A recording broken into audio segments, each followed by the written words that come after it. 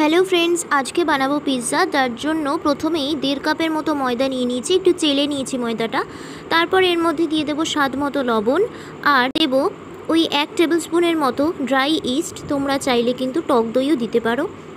তারপরে এটা দিয়ে দেওয়ার পরে দেবো হচ্ছে 1/2 টিস্পুনের মতো বেকিং পাউডার আর বেকিং সোডা, আর দিব 2 চামচের মতো চিনি। চিনিটা দিলে পিৎজার যে ব্রেডটা আছে সেটার মধ্যে একটা ভালো টেস্ট হয়। এখন সমস্ত ড্রাই উপকরণগুলোকে দিয়ে একটু সাদা তেল দেব, দিয়ে ভালো করে ময়ান দিয়ে উষ্ণ গরম জল দিয়ে এটাকে ভালো করে মেখে একটা ডো বানিয়ে নেব। তোমরা চাইলে এই ডোটা একটু দুধ দিয়েও মাখতে পারো, কোনো প্রবলেম নেই। এখন এটাকে রেখে আমি 6-7 ঘন্টার মতো রেস্ট হতে রেখে দেবো রুম টেম্পারেচারে।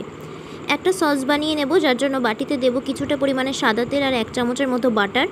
তারপরে এর মধ্যে 1 চামচ ময়দা দিয়ে গ্যাসের ফ্লেমটাকে মিডিয়ামে রেখে ময়দাটাকে ভালো করে একটুখানি ভেজে নেব, যাতে ময়দাটার কাঁচা গন্ধ চলে যায়। ময়দাটা ভালো করে মিক্স হয়ে গেলে এর মধ্যে 1/2 কাপের মতো আমি দুধ দিয়ে ভালো করে মিক্স করে সামান্য একটুখানি নুন দিয়ে এই সসটা বানিয়ে নেব। তো হয়ে গেল আমাদের হোয়াইট সস রেডি।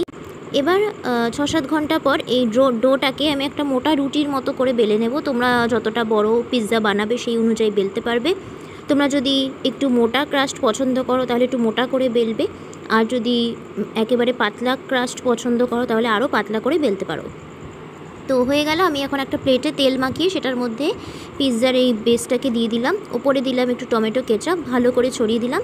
তারপরে এর মধ্যে এই হোয়াইট সসটা দিয়েও ভালো করে স্প্রেড করে দেবো। হোয়াইট সসটা ভালো করে স্প্রেড করে দেওয়ার পরে সেই যে ভুট্টা ছাড়িয়ে রেখেছিলাম, মনে আছে আগের ব্লগে, যারা আমার আগের ব্লগটা দেখেছো তারা জানো যে আমি ভুট্টা ছাড়িয়ে সেটাকে সেদ্ধ করে রেখেছিলাম। তো সেই সেদ্ধ কর্নগুলোকে আমি এর ওপরে দিয়ে দিচ্ছি ভালো করে।